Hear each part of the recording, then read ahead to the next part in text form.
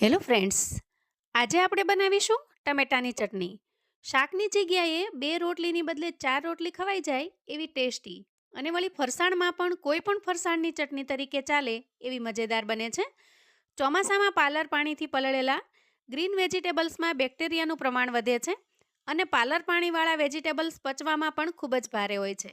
તો ખાસ કરીને આ ચટણીને તમે શાકની જગ્યાએ સર્વ કરી શકો છો.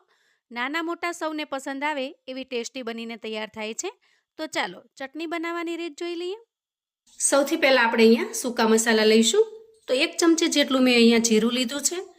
1 ચમચી જેટલા આપણે અહીંયા આખા ધાણા લીધા છે. 8 થી 10 નંગ જેટલા કાળા મરી લીધા છે અને 3 થી 4 નંગ જેટલા મેં લવિંગ લીધા છે. 1 ચમચી જેટલી વરિયાળી લીધી છે.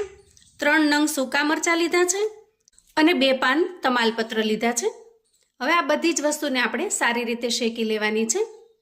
શેકવા માટે ગેસ ઓન કરી ગેસ ઉપર એક પેન મૂક્યું છે અને એમાં આપણે મસાલા એડ કરીશું. તો સૌથી પહેલાં ધાણા એડ કરીએ, જીરું, વરિયાળી, તમાલપત્રના ટુકડાને આપણે આ રીતે થોડા સમારીને એડ કરી દઈએ.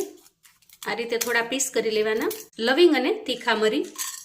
હવે જુઓ, મરચું છે અને તમારે બહુ સ્પાઇસી ન બનાવવું હોય તો આ રીતે અહીંયા ડીટીયાથી તોડી લેવાનું અને પછી આ રીતે સહેજ અમથું પ્રેસ કરી લેવાનું અને એના અંદરના બિયાને આપણે કાઢી લેવાના. જો તમારે ઓછો સ્પાઇસી મસાલો બનાવવાનો હોય તો તમારે આ રીતે બિયાને કાઢી લેવાના અને પછી મરચાંને એડ કરી દેવાનું. આ બિયાને તમે ચીલી ફ્લેક્સની અંદર ઉમેરી શકો છો. હવે આપણે આ મસાલાને એકદમ ધીમી ફ્લેમ રાખી અને શેકી લેવાના છે. હવે જુઓ, અહીંયા મસાલા સારી રીતે શેકાઈ ગયા છે. મસાલાને શેકતા આપણે અંદાજે 2 મિનિટ જેટલો સમય થયો છે. હવે આપણે ગેસની ફ્લેમને બંધ કરીશું અને શેકાઈ ગયેલા મસાલાને આપણે એક પ્લેટની અંદર કાઢી લઈશું અને ઠંડો થવા દઈશું. હવે જુઓ, આ રીતે મસાલો ઠંડો થઈ જાય પછી આપણે એને ક્રશ કરી લેવાનો છે. તો અહીંયા મસાલાને આપણે ગ્રાઇન્ડ કરી લીધો છે. આ રીતે આપણે અધકચરો ગ્રાઇન્ડ કરવાનો છે. હવે આપણે તૈયાર થયેલા મસાલાને એક પ્લેટની અંદર કાઢી લઈએ. આ મસાલો બધી જ ચટણીની અંદર ખૂબ જ ટેસ્ટી એવો લાગે છે અને ટેસ્ટ વધારવા માટે તમે શાકની અંદર પણ ઉમેરી શકો છો.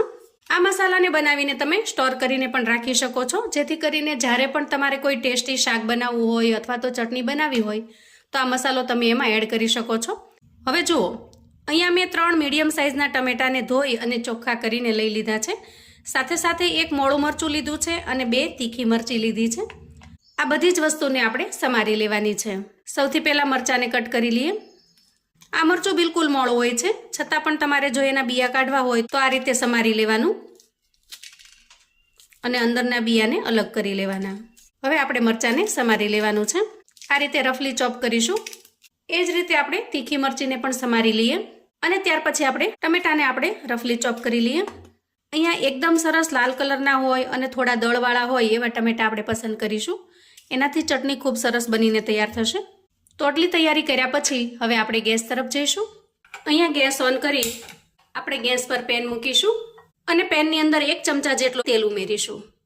તેલ થોડું ગરમ થાય એટલે આપણે એના અંદર ટમેટાને ઉમેરી દઈએ અને સાથે સાથે ઝીણા સમારેલા મરચાંને પણ ઉમેરી દઈએ. અહીંયા મેં 4 થી 5 લસણની મોટી કળીઓને ફોલીને તૈયાર કરેલી છે. એ લસણની કળીઓને આપણે આના અંદર ગ્રેટ કરી લેવાની છે. જો આ રીતે બધી જ કળીઓને આપણે છીણીને નાખી દેવાની છે. એ જ રીતે આપણે આદુને પણ ગ્રેટ કરીને ઉમેરી દઈએ. તો અહીંયા આદુનો અડધા ઇંચ જેટલો ટુકડો લીધો છે, એને આપણે ગ્રેટ કરીને ઉમેરી દઈએ. હવે આપણે આ તેલની અંદર ટમેટા અને મરચાંને સારી રીતે સોટે કરી લેવાના છે, એટલે કે એનું થોડું કાચાપણું દૂર થાય ત્યાં સુધી આપણે એને સાંતળી લેવાના છે.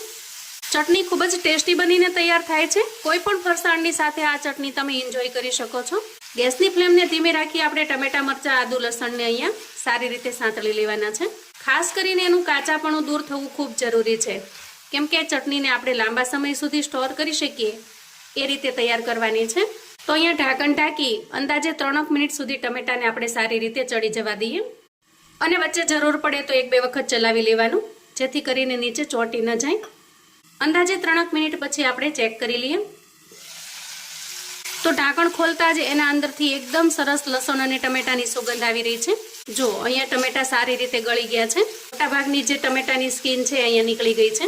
તો બસ આ રીતે ટમેટા સારી રીતે સતળાઈ જાય એટલે આપણે ગેસની ફ્લેમને બંધ કરીશું. હવે આપણે આને થોડી વાર ઠરવા દઈએ. ટમેટા સારી રીતે ઠંડા થઈ ગયા છે. તો હવે એક મિક્સર જાર લઈશું. તૈયાર થયેલા ટમેટાને એમાં ટ્રાન્સફર કરીશું. આ ટમેટાની ચટણી બનાવવા માટે આપણે અહીંયા બિલકુલ પાણીનો ઉપયોગ નહીં કરીએ, તો જ આ ચટણીને આપણે લાંબા સમય સુધી સારી રાખી શકીશું. હવે આપણે ઢાંકણ ઢાંકી એકદમ સરસ પ્યુરી બનાવીને તૈયાર કરી લઈએ. તો જુઓ, આ રીતે એકદમ સરસ પ્યુરી બની ગઈ છે. હવે આપણે ગેસ તરફ જઈશું. હવે ગેસ ઓન કરી ગેસ ઉપર આપણે એક પેન મૂકીશું અને પેનમાં 1 ચમચા જેટલું તેલ લઈશું. તો ટોટલ અહીંયા આપણે 2 ચમચા જેટલું તેલ વાપરેલું છે. તેલ થોડું ગરમ થાય એટલે આપણે 1 ચમચી જેટલું જીરું ઉમેરીશું અને જીરુંને સારી રીતે સાંતળી લઈશું. હવે જુઓ, અહીંયા એક પ્લેટની અંદર મેં 1 ચમચી જેટલું લાલ મરચું પાવડર અને અડધી ચમચી કાશ્મીરી લાલ મરચું લીધેલું છે. અડધી ચમચી હળદર લીધી છે, અડધી ચમચી શેકેલા જીરાનો પાવડર લીધો છે અને સ્વાદ પ્રમાણે મીઠું લીધેલું છે. તેલ થોડું ગરમ થાય અને જીરું શેકાઈ જાય એટલે આપણે મસાલાને તેલની અંદર ઉમેરી દઈએ અને સારી રીતે સાંતળી લઈએ. તો અહીંયા ગેસની ફ્લેમને ધીમી રાખીશું, નહીં તો મસાલા બળી જશે. આપણે અડધી મિનિટ જેટલું આને સાંતળી લેવાનું.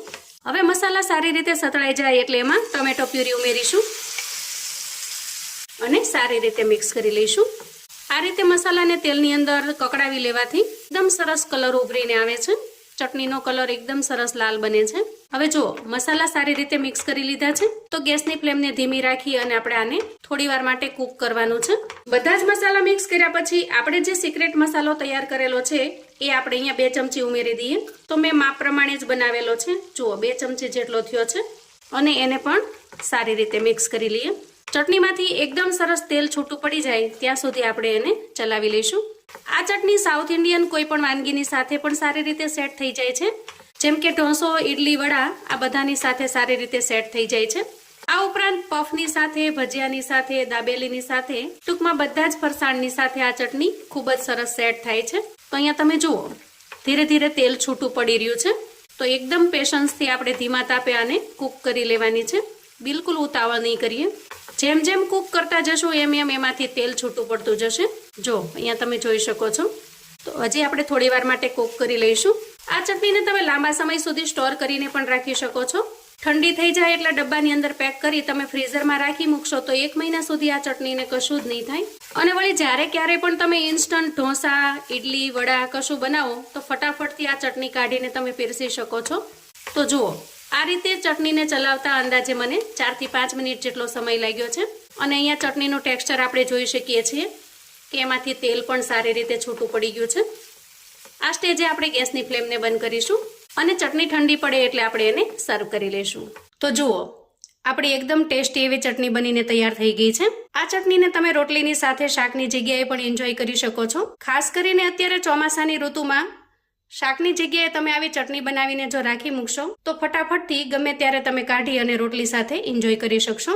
અને વળી બાળકોને પણ તમે પૂરી, પરાઠા કે રોટલીની સાથે ટિફિન બોક્સમાં પણ આપી શકો છો. આ ચટણી એટલી ચટપટી છે કે નાના મોટા સૌને એનો ટેસ્ટ ખૂબ જ પસંદ આવશે. તો મિત્રો, આજે આપણે ઓલ ઇન વન ચટણી બનાવેલી છે. તો આવું અવનવું જાણવા માટે અને મને સપોર્ટ કરવા માટે ચેનલ પર જો તમે નવા છો તો પ્લીઝ ચેનલને સબસ્ક્રાઇબ કરો. વિડીયો ગમે તો લાઈક અને શેર કરો. તમારા સગા સંબંધી મિત્રોને પણ આપણી આજની આ ટમેટાની ચટણી બનાવવાની રેસિપી ચોક્કસથી શેર કરજો, જેથી એ લોકો પણ બનાવીને તૈયાર કરી શકે, એન્જોય કરી શકે અને એના પરિવારને પીરસી શકે. કોમેન્ટમાં મને ચોક્કસથી જણાવજો મિત્રો કે આજની આ ટમેટાની ચટણીની રેસિપી તમને કેવી લાગી છે. ફરી મળીશું એક નવી રેસિપી સાથે. ત્યાં સુધી આવજો મિત્રો.